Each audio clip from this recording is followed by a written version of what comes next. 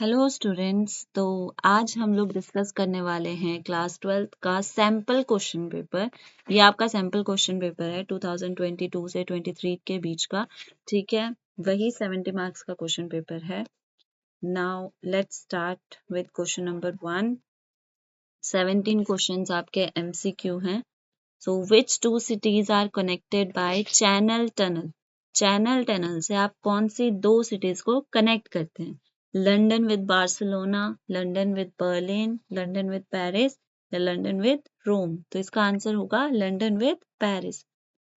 Second question, which of the following pairs is matched correctly? आपको correctly का बताना है कि कौन कौन से इसमें करेक्ट मैच किए हुए हैं। So Tunisia with Tripoli, Lebanon with Ishkara, Venezuela with Maracaibo, Oman with Aden. So इसका करेक्ट है वेनेजुला वाला। Question number 3, which of the following may be interpreted as spontaneous effort to achieve a better balance between population and resources? इसमें बोला गया है कि population और resources में बेटर बैलेंस के लिए हमें क्या चीज कौन से एफर्ट किए गए हैं, ठीक है। It is migration, growth rate, birth rate या डेथ रेट। तो पॉपुलेशन और रिसोर्सेज में बेटर बैलेंस बनाने के लिए क्या चीज कर सकते हो आप? माइग्रेशन। माइग्रेशन क्या होता है कि आप एक जगह को छोड़कर दूसरी जगह जा रहे हो, that is called migration. Question number 4, which of the following feature is related to the second stage of demographic transition theory? Again I am repeating, मैं साथ साथ में आपको मार्क करवा रही हूँ कि कौन कौन से इंपॉर्टेंट क्वेश्चन हैं। तो question number 4, demographic transition theory, आप इसे जरूर पढ़ के जाएं। ये एक बहुत इंपॉर्टेंट क्वेश्चन है। ये आपको 3 मार्क्स या 5 मार्क्स वाले क्वेश्चन में देखने को मिल सकता है। तो इसमें पूछा गया है कि सेकंड स्टेज से कौन से फीचर्स रिलेटेड है। इसमें से fertility and mortality decline considerably, decline in mortality but fertility remains high, fertility and mortality are high, fertility declines and mortality high। तो इसका आंसर होगा B, decline in mortality but fertility remains high. आपको इसका diagram याद होगा, ऐसा बनता था। ये है इसका डायग्राम। तो ये वाला जो है fertility remains high. Okay, so question number 4 का option B. Question number 5, what is the major export from new Mangalore ports? New Mangalore port से सबसे ज्यादा किस चीज का एक्सपोर्ट किया जाता है? इट इज आयरन ओर, ठीक है। आयरन ओर का सबसे ज्यादा एक्सपोर्ट होता है न्यू मैंगलोर पोर्ट से। विच of the following is a feature of Kandla port? Kandla port का क्या फीचर है? It is the biggest port of the country. Its harbor is situated at Zuri Isturi. It is situated at the head of Gulf of Kutch. It is the oldest port of India. It is situated at the head of the Gulf of Kutch. Question number 7. Which of the following is incorrectly matched? Again, I am saying कि ये correctly, incorrectly, इन सब चीजों पे ध्यान दिया करो। क्यों? क्योंकि कई बार क्या होता है, आप लोग समझ नहीं पाते कि करेक्टली पूछा है या इनकरेक्टली पूछा है, और इस वजह से लापरवाही वजह से, केयरलेसनेस की वजह से आपका आंसर गलत हो जाता है, जबकि आपको आंसर आता है फिर भी आप गलत करके आते हो। तो यहाँ पे नेम ऑफ स्टेट दिया हुआ है और कोल माइनिंग सेंटर दिया हुआ है। तो इनकरेक्टली कौन सा मैच है? तेलंगाना सिंगेरिनी, महाराष्ट्र कोरबा, उड़ीसा तलचर, वेस्ट बंगाल रानीगंज। बहुत ज्यादा इजी है ये, महाराष्ट्र कोरबा, ये इनकरेक्टली मैच्ड है। Question number 8, identify the correct order of location from west to east for the given natural resource reserves of India. आपको इसे, जैसे इंडिया का मैप होता है, फॉर एग्जांपल यहाँ पे हमारा इंडिया का जो मैप है, कोई मेरी ड्राइंग पे नहीं जाएगा, ये हमारा इंडिया का मैप है। तो वेस्ट से ईस्ट की तरफ, वेस्ट से ईस्ट की तरफ आपको इन नेचुरल गैस रिजर्व्स को अरेंज करना है, ठीक है। सो पढ़िए अपने ऑप्शंस एंड स्टार्ट अरेंजिंग। इसका आंसर होगा B, Jaisalmer, Ankleshwar, Krishna Godavari basin and then Tripura. Question number 9, ऐसे क्वेश्चंस में ना आप अपना ट्रिक लगा सकते हो, ठीक है। अपना थोड़ा सा कॉमन सेंस लगाओगे तो आपको इजीली इसका आंसर मिल जाएगा, ठीक है। कुछ क्वेश्चंस ना कॉमन सेंस वाले होते हैं। Question number 9, which of the following are industrial towns of India? Very very easy questions. Hooghly, Salem and Bhilai are the industrial towns, ठीक है। Question number 10, which of the following are the features of urban settlements in India? Urban settlement को कौन से features हैं? Question number 10, you are going to answer this question. जल्दी से पढ़िए, अभी वीडियो को पॉज करो और आंसर करो कमेंट में। अर्बन सेटलमेंट आप सबको पता है, तो इसके फीचर आप बता सकते हैं। आंसर नंबर 10 आप कमेंट करके बताएंगे। Question number 11, arrange the following in correct sequence. आपको इसे करेक्ट सीक्वेंस में अरेंज करना है। Okay, so it is so hot then when it rises to the earth surface it turns into, अच्छा किस चीज के बारे में, जनरेटिंग जियोथर्मल के बारे में। It is so hot that when it rises to the Earth's surface, it turns into steam. Groundwater in such areas where the geothermal gradient is high absorb heat from the rocks and becomes hot. This steam is used to drive turbines and generate electricity. Geothermal energy exists because the earth grows progressively hotter and with increasing depth. सबसे पहली चीज मैं आपको confuse नहीं करना चाहती हूँ, ना मैं आपको ये बोलना चाहती हूँ कि मतलब ना मैं आपको परेशान करना चाहती हूँ, उसकी वजह से मैं आपको पहले ही बता देती हूँ ये सैम्पल पेपर 2023 का है। ऐसे क्वेश्चंस अब नहीं आ रहे हैं, ठीक है, ये पैटर्न पुराना हो चुका है, but still you can attempt this question, so try to arrange.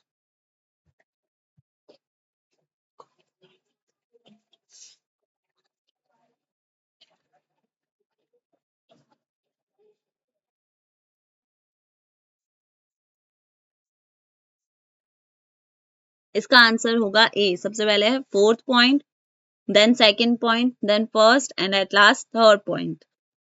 Now we'll move to question number 12. Consider the following statement and choose the correct option. तो ये आपको कुछ स्टेटमेंट्स दिए हुए हैं और आपको फिर उससे रिगार्डिंग करेक्ट स्टेटमेंट चूज करना है। द डब्ल्यू के रिगार्डिंग आपको ये चीजें याद रखनी है, ठीक है। WTO क्या है, कब इस्टेब्लिश हुआ था, क्या करता है, ये चीज आपको याद रखनी है। The WTO, however, has been criticized and opposed by those who are worried about the effects of free trade and economic globalization. तो ये क्या कह रहा है कि इसको वो लोग क्रिटिसाइज करते हैं, अपोज करते हैं जो कि फ्री ट्रेड और इकोनॉमिक ग्लोबलाइजेशन के इफेक्ट से वरीड हैं, ठीक है, मतलब परेशान है। Free trade does not make ordinary people's life more prosperous, ठीक है, मतलब इतना ज्यादा असर नहीं पड़ता है लोगों की, जो आम लोग हैं, ऑर्डिनरी लोग जो है, उनकी लाइफ पर फ्री ट्रेड का। तो बताइए इसका क्या होगा। Are these statement correct? So both statements are correct.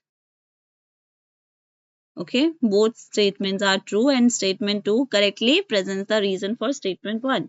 Now we'll move on. Question number 13. मैंने आपको ऑलरेडी एक बार बता चुकी हूँ कि कैसे इसको अटेम्प्ट करते हैं। जब भी आपको एसेशन दिया हो उसके आगे आप एक बार बिकॉज लगा के रीजन पढ़िए, आपको इजीली पता चल जाएगा कि क्या रीजन इसको एक्सप्लेन कर रहा है या नहीं कर रहा है। Let's try to attempt. Settlements can be of various types because various physical factors affect the growth of settlements. Simple. Easily आपको पता चल गया ना? तो both statements are correct and it explain statement 1. Option C.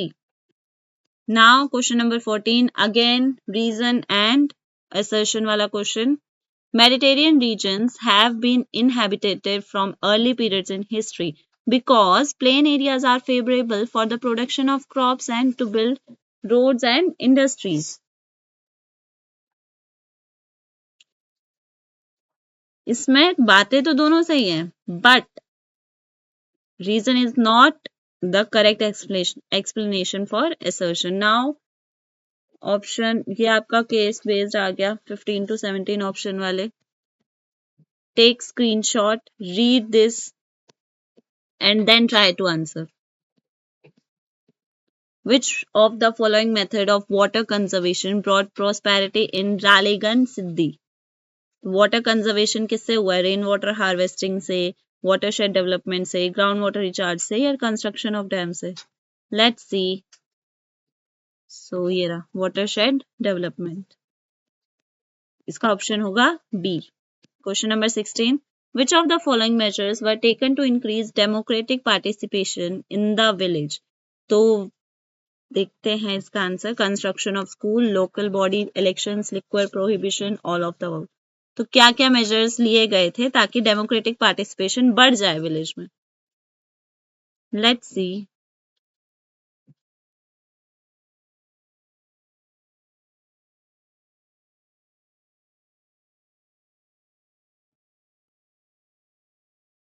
इसका होगा local body elections. इसी से तो आप पार्टिसिपेशन बढ़ा सकते हैं। थोड़ा सा मैंने बोला ना कि आप अपना कॉमन सेंस लगाओगे तो भी आपको आंसर इजीली मिल जाएगा। Now which of the following made Ralegan Siddhi independent of government financial aid. Government के फाइनेंशियल एड से कैसे वो लोग इंडिपेंडेंट हुए थे? Voluntary labour. आप लोग रीड करोगे तो आपको इजीली इसमें आंसर्स मिल जाएंगे। अब will move on question number 18। Again it's a source based question, ठीक है। Firstly take screenshot of it and then you'll answer in comment box.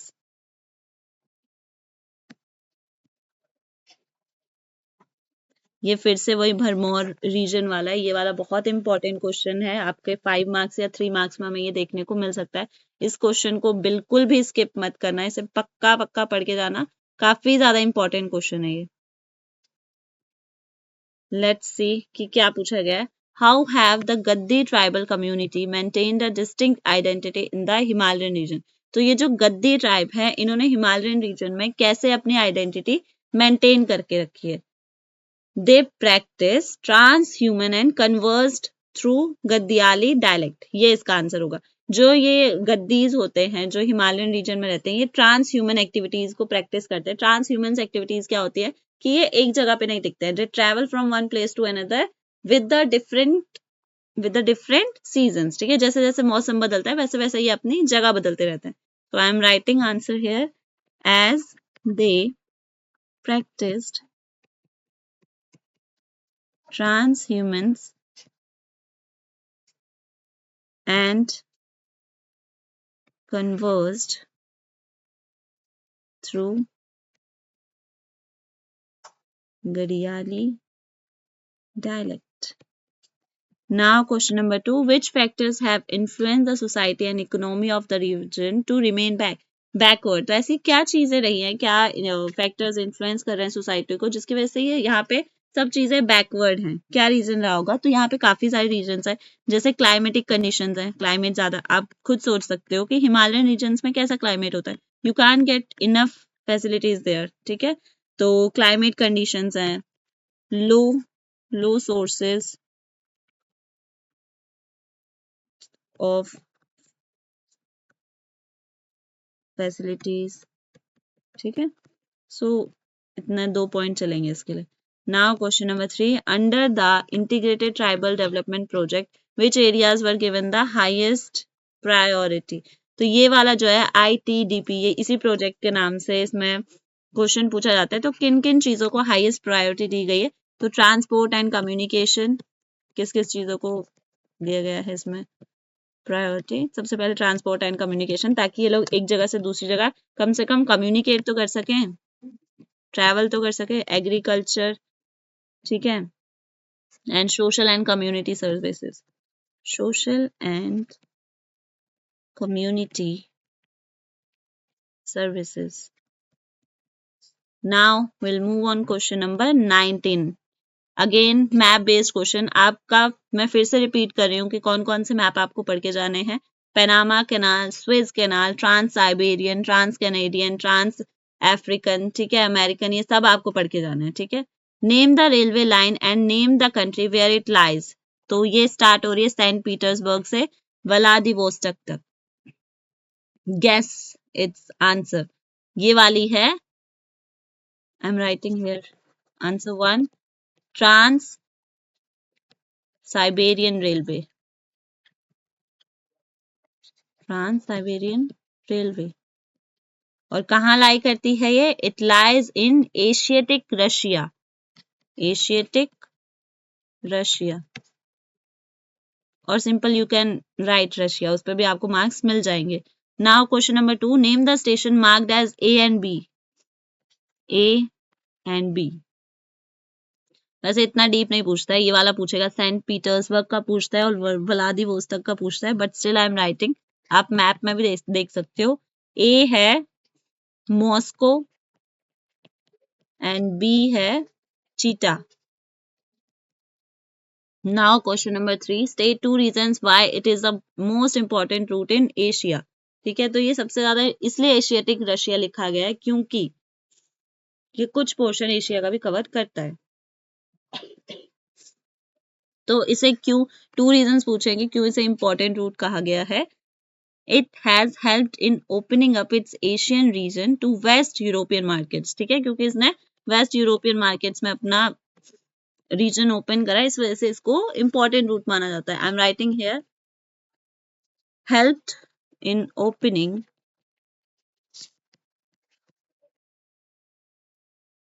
up its Asian region to West European markets. Okay. Second region जो Chita है, Chita is an important agro centre. ठीक है, यहाँ पे important agro centre, सबको पता होगा what is agro centre. सब कमेंट करके मुझे बताएंगे what is agro centre. Chita is an important agro centre. तो यहाँ पे आपका थर्ड तक खत्म हो गया है. ये जरूर पढ़ ले फॉर विजुअली इम्पेयर्ड स्टूडेंट्स. आप लोग अंधे नहीं हैं, इस वजह से आप ये चीज पढ़ पा रहे हो. तो अगर आप ये चीज पढ़ पा रहे हो तो ये चीजें, ये 3 क्वेश्चन आपके लिए नहीं है. You don't have to answer these questions.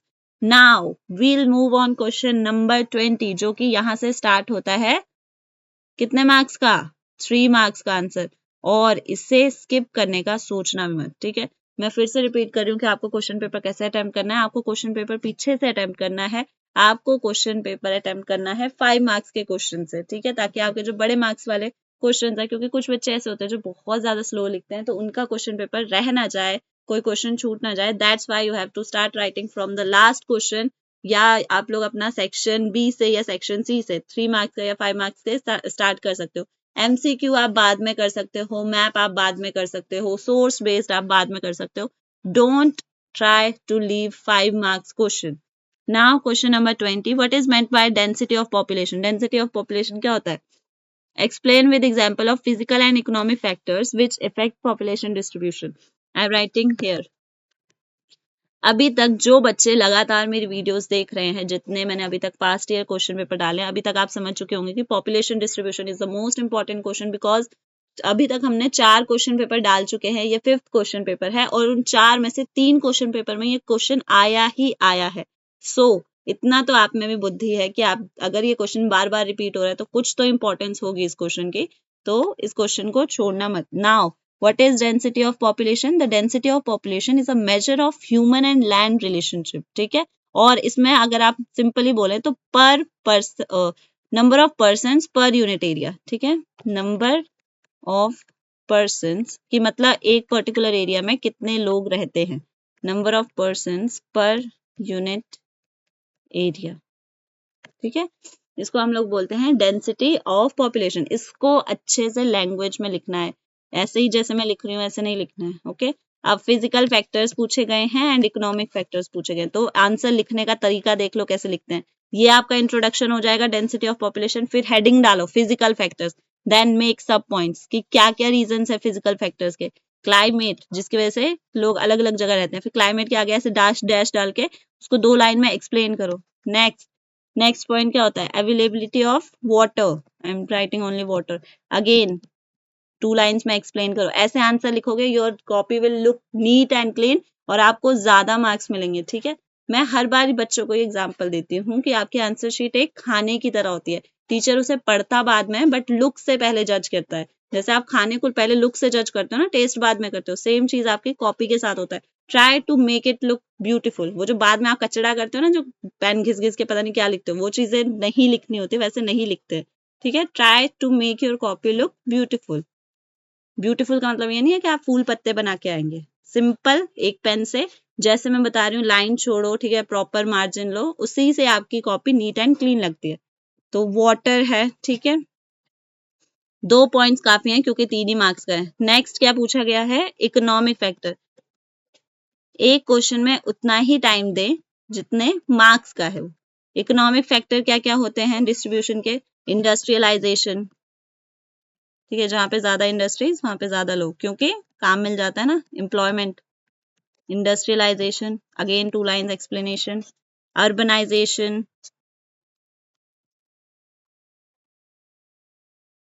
Development of transport network. That's it. Now will move on question number 20 का part B. With the help of a neat and label diagram, explain the three stages of demographic transition theory. I have explained this question in my previous video, और इसको आप important mark कर लेना, अभी मैंने ऊपर भी बोला था। इसमें आपको डायग्राम जरूर बनाना है, वो जो 3 स्टेजेस का डायग्राम है ना, ये वाला, आपको ये जरूर बना के आना है। ओके, नहीं तो आपके आधे नंबर तो कट जाएंगे। You have to make this, and पूरी 3 स्टेजेस को एक्सप्लेन करना है। 3 स्टेजेस के मार्क इसी में मिल जाएंगे। अब अगर आप देखोगे कि ज्यादातर जो क्वेश्चंस है हम लोग ऑलरेडी कर चुके हैं, बहुत सारे क्वेश्चंस बार बार रिपीट हो रहे हैं, ठीक है, तो ऑलरेडी हम लोग बहुत सारे क्वेश्चंस कर चुके हैं। Examine the features of cottage manufacturing और household industry. Household industry और कॉटेज मैन्युफैक्चरिंग इंडस्ट्री के क्या फीचर होते हैं? आप इंडस्ट्री जरूर पढ़ के जाएं, इनमें से एक क्वेश्चन आपको पक्का मिलेगा, ठीक है। So I am writing here cottage manufacturing industry, features पूछे हैं इसके, ठीक है। अगर 3 मार्क्स का है तो try to write 4 to 5 points, ठीक है, ताकि आपके मार्क्स कहीं ना कटे। It is smallest manufacturing unit, ठीक है, smallest manufacturing unit, use of local raw materials, इसमें लोकल रॉ मटेरियल्स का यूज होता है।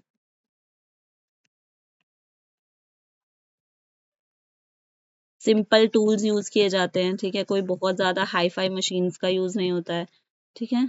और goods are produced in house या होम्स ओनली, ठीक है, लोग अपने ही घरों में बना लेते हैं इन प्रोडक्ट्स को, ठीक है। Goods are produced in homes, ठीक है। और एक एग्जाम्पल जरूर डाल देना, ठीक है, जैसे fabrics,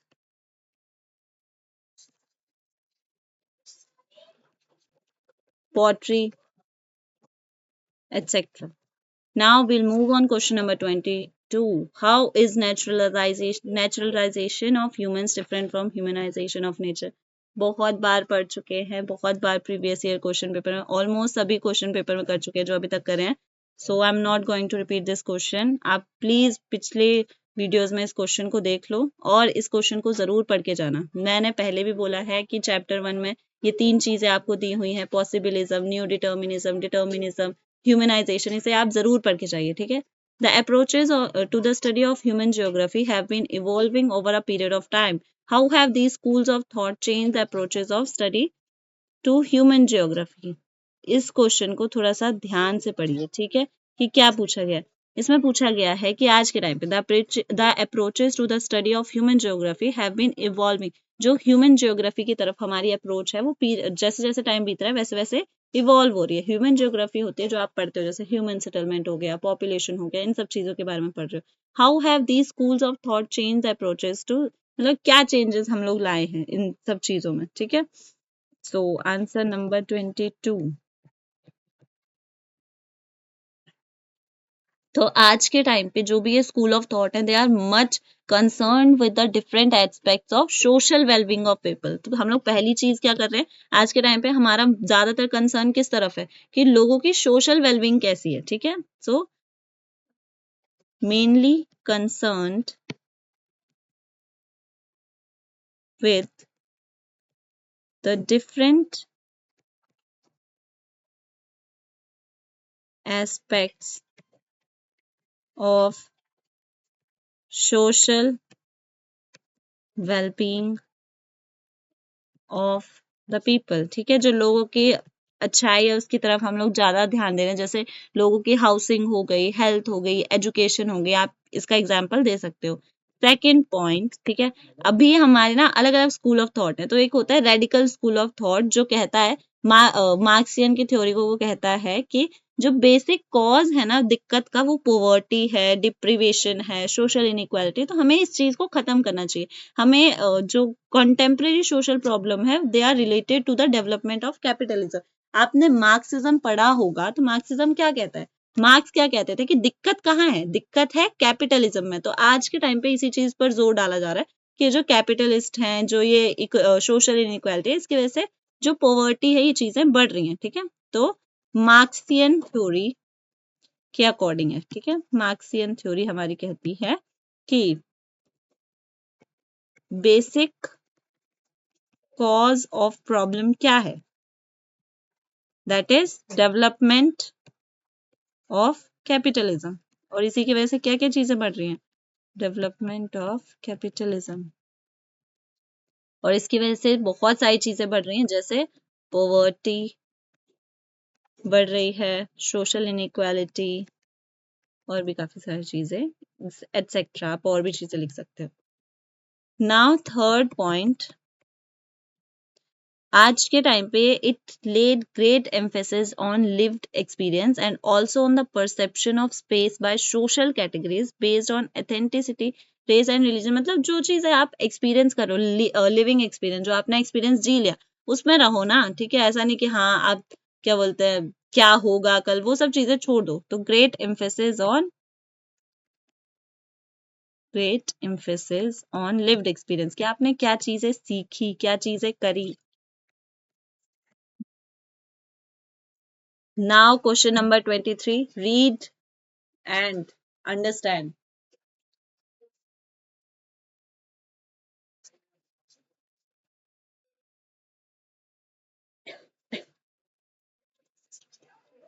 Elucidate any three characteristics of the most effective and advanced personal communication system in India.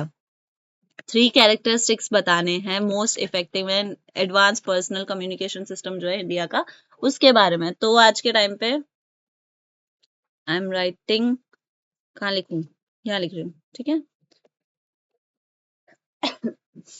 Answer number 23। सो पहली चीज तो क्या है? इंटरनेट मोस्ट इफेक्टिव है, क्योंकि आप इससे पर्सनल कम्युनिकेशन पर ज्यादा ध्यान दे सकते हो। तो first thing is internet, because personal communication को बढ़ावा दे रहा है। पर्सनल कम्युनिकेशन, ठीक है? सेकेंड चीज, और क्या कर रहा है ये इंटरनेट? और भी काफी सारी चीजें कर रहा है। पहली तो personal communication. Second thing, it enables the user to establish direct access to the world of world of knowledge and information। आप डायरेक्टली कनेक्ट हो सकते हो with world of knowledge and information. ये चीज हमें देखने को मिल रही है, नॉलेज एंड इंफॉर्मेशन। और क्या चीज और क्या फायदा? मतलब इनडायरेक्टली इसमें आपको इंटरनेट का फायदा लिखना है। और क्या हो रहा है यहाँ पे? Warehouse of data, you have different data, कुछ भी चाहो सर्च करो, ठीक है? वेयर हाउस ऑफ डाटा है। और provides information on low cost, सस्ते में आपको जानकारी दे रहा है। Provides information on low cost. तो यहां तक आई होप आप सबको समझ में आया होगा। Now will move on question number 24, जो कि है 5 marks question. Describe the main characteristics of intensive subsistence agriculture. In which parts of the world this type of agriculture is practiced? It is a direct question. I am not going to explain this question, क्योंकि ये directly आपके book से पूछ लिया गया है। आपको ये इजीली बुक में मिल जाएगा, ठीक है? और कहाँ पे प्रैक्टिस किया जाता है, तो आपको ये चीज भी पता है कि कहाँ कहाँ पे ये प्रैक्टिस हो रहा है। तो ये आपका डायरेक्ट क्वेश्चन है, इतना कोई डिफिकल्ट क्वेश्चन नहीं है, इजीली आपको ये मिल जाएगा। इंटेंसिव सब्सिस्टेंस एग्रीकल्चर की बात हो रही है यहाँ पे। तो मैं कुछ बात बता देती हूँ, जैसे नॉर्दर्न चाइना में होता है, नॉर्थ कोरिया में होता है, नॉर्थ जापान में होता है, इंडिया में ये इंडो गैंगेटिक प्लेन्स में हो रहा है। तो ये आपके एरियाज हैं जहाँ पर ये हो रहा है। और इंटेंसिव सब्सिस्टेंस एग्रीकल्चर आप सबको पता है कि क्या होता है। You will write this answer in key points in description, in comment box, ठीक है? अगर कुछ गड़बड़ होगा, कुछ गलत होगा, तो I will correct it. Now, question number 25. Discuss the problems of slums and urban waste disposal in developing countries like India.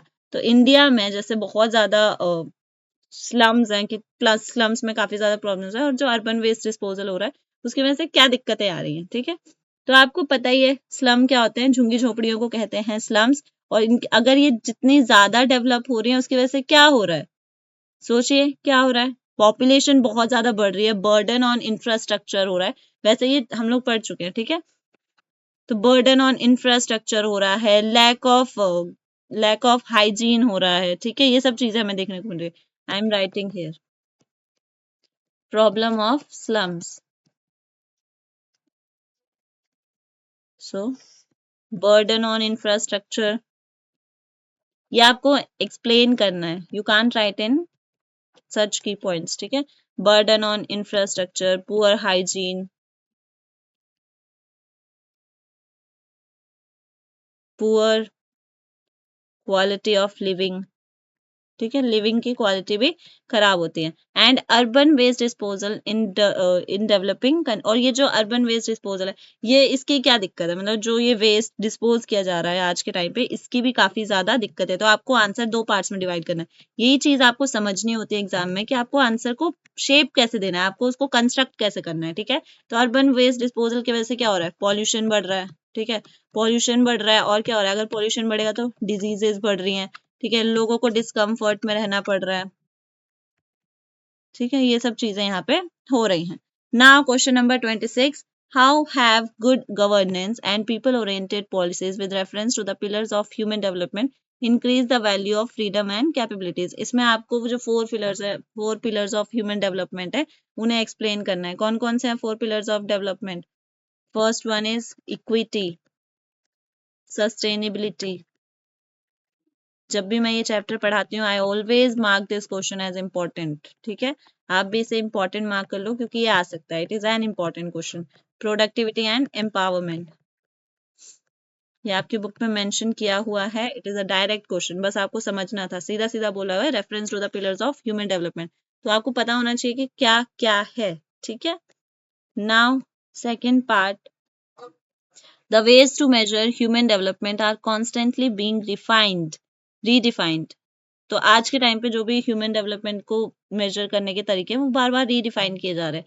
Evaluate this statement keeping in mind the attainments and shortfall in human development. ठीक है, तो आपको इस चीज से बताना है कि मतलब क्या क्या तरीके हम लोग अपना रहे हैं आज के टाइम पे. तो बहुत सारे तरीके हैं, जैसे पॉवर्टी है, स्कूलिंग है, और भी काफी सारी चीजें हैं. तो ये हमने नए तरीके अपना लिए हैं. ठीक है, evaluate this statement keeping in mind the attainments and shortfall. अब इसके क्या फायदे हैं, क्या नुकसान है? तो सबसे पहली बात, इसके अटेनमेंट्स ये हैं कि it reflects what has been achieved. Answer number 26. तो पहले अटेनमेंट लिखते हैं कि it reflects what have been achieved. ठीक है, और it is the most reliable measure, क्योंकि हमें इजीली अलग अलग फील्ड के बारे में जानकारी मिल जाती है. हमें हर फील्ड में झांकने की जरूरत नहीं है, हमें एक ही जगह पे अलग अलग अलग फील्ड की जानकारी मिल रही है. ठीक है, और हमें इसमें ये भी जानकारी मिल जाती है कि फिर हमें कौन कौन से फील्ड में डेवलपमेंट करना है. ठीक है, कौन कौन से फील्ड का डेवलपमेंट रह गया है, ये चीजें भी हमें यहाँ पे सीखने को मिल जाती हैं, जानने को मिल जाती हैं. ठीक है, तो इस वजह से इसके अटेनमेंट्स ये हैं, इसके फायदे ये हैं. अब इसके शॉर्टफॉल भी हैं कुछ. ठीक है, शॉर्टफॉल, जस्ट तो इसका शॉर्टफॉल ये होगा कि हमें काफी ज्यादा नेगेटिव चीजें में देखने को मिलती है, जैसे एडल्ट इलिटरेसी रेट हमें देखने को मिलता है. ठीक है, जो लोग, तो उसके लिए हम लोग ना कुछ ज्यादा कदम नहीं उठा रहे हैं. ठीक है, सबसे पहले हमें क्या क्या चीजें देखने को मिलती हैं? Adult illiteracy rate.